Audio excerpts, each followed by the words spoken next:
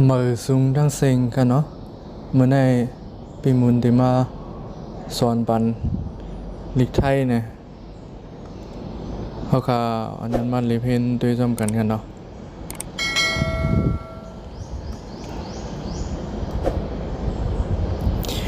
อันไหนได้เป็นตัวเมลิกไทยค่ะเนาะตัวเมลิกไทยเนี่ยได้มีอยู่44ตัวค่ะเนาะอันที่นั่นก็จะเป็นตัวเมลิกมันค่ะเนาะนี่ก็จะเป็นตัวเมลิกมันตั้ง44นั่นค่ะเนาะตัวเมลิกในเขาห้องว่าคือในเขาห้องพยัญชนะเนาะพยัญชนะไทย44ตัวนี่ก็เป็นตัวเมลิกไทย44ตัวเนี่ยเหมือนเราก็มีตัวเมลิกได้19ตัวนะครับเนาะ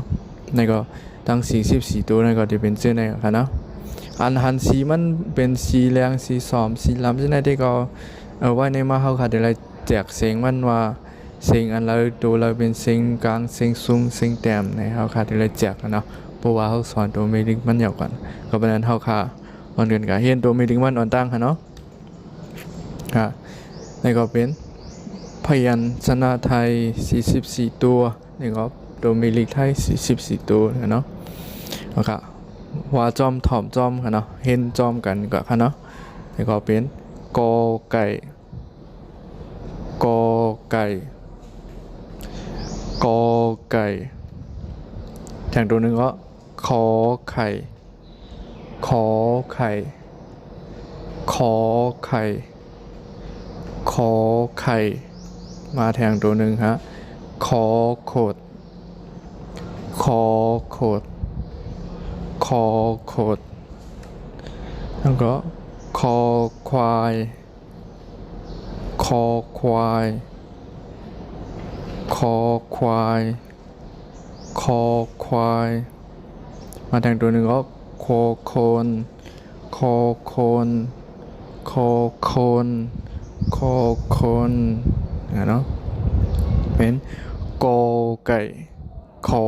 ไข่ขอโขดคอควายคอโคนเนาะมาทางดูนะคอระฆังนะคอระฆังคอระฆังคอระฆังคอระฆังทางดูหนึ่งอะงองูงองูงองูงองูมาทางดูหนึ่งอะจอจานจอจานจอจานจอจานจอจานเนาะมาแต่งตัวนึงครับชอชิงชอชิงชอชิงชอชิงมาแต่งตัวนึงก็ชอช้างชอช้างชอช้างชอช้างมาแต่งตัวซอโซซอโซซอโซซอโซ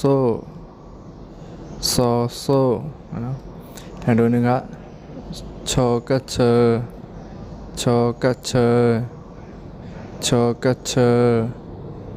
ชอกระเชอชอกระเชอยอผู้หญิงยอผู้หญิงยอผู้หญิงยอผู้หญิงยอผู้หญิงมาแต่งตัวหนึ่งฮะตอสตาตอสตาตอสตาตอสตาตอสตาตอสตามาแต่งตัวหนึ่งฮะตอปักตักดอปักตักดอปักตักดอปักตักเนาะบอกขึ้นมามีลืมหมดก็เป็นพยัญชนะไทย44ตัวกอไก่ขอไข่ขอโขดคอควายคอโคนคอระฆังงองูจอจานชอชิงชอช้างซอโซชอกระเชอยอผู้หญิง ต่อสตาต่อปักตักนะครับเนาะที่มีอยู่หลายตัว15ตัวนะครับเนาะเอาค่ะตอนในได้เฮาค่ะที่ย้อนได้เกิดไว้ที่ไหนตอนที่มาทำกันขึ้นมาทบกันมานะครับเนาะเอาค่ะมาสูงทั้งสิ่งครับ